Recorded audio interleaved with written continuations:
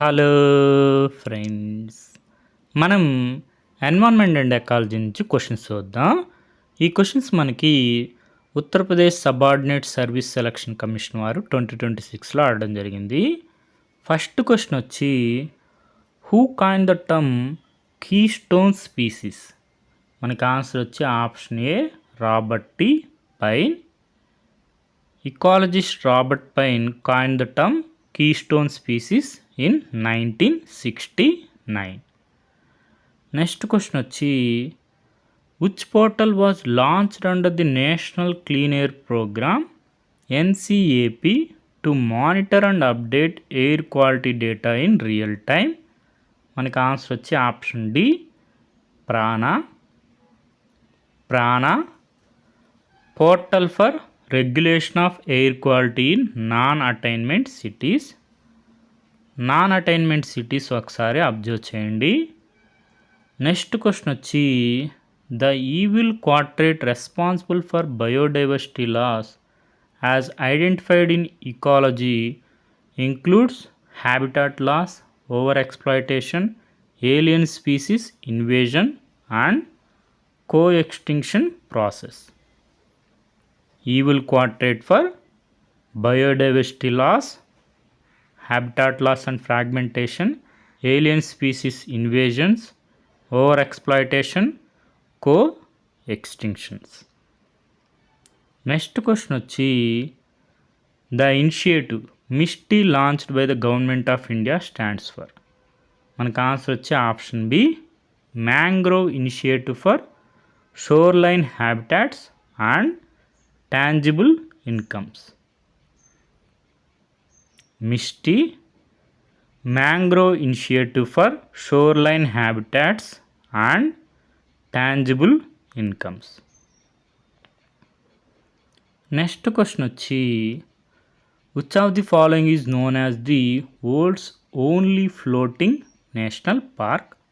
Option A Kaibul Lamjau National Park.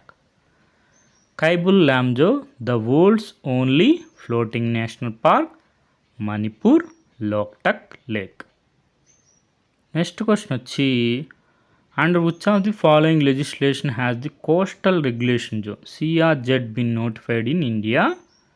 మనకు answer వచ్చి option D environment protection act 1986.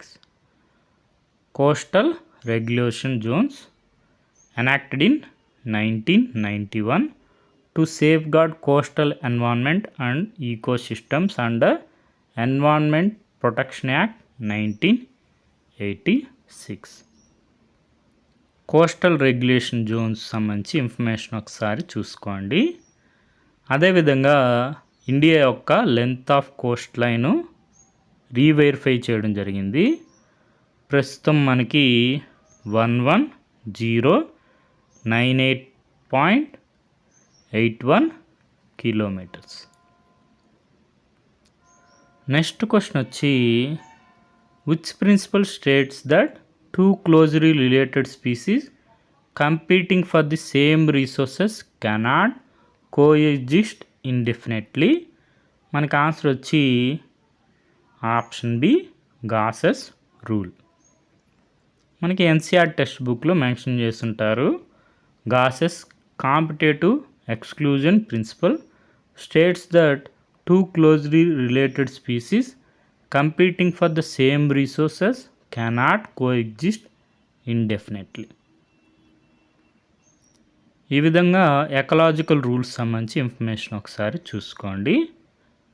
Next question వచ్చి which renewable energy program specifically supports family type biogas plants in rural areas? మనకు answer వచ్చే option D Gobardhan scheme. Family type biogas plants Gobardhan scheme. Gobardhan scheme aims to promote village cleanliness, generate wealth and energy from cattle waste. Next question వచ్చి the accumulation of chemicals at successive trophic levels of food chain is called. మనకు answer వచ్చి option A biomagnification. Biomagnification మనకి increase of concentration from substance per unit of body tissue that occurs in successively higher trophic levels of food chain or in food web.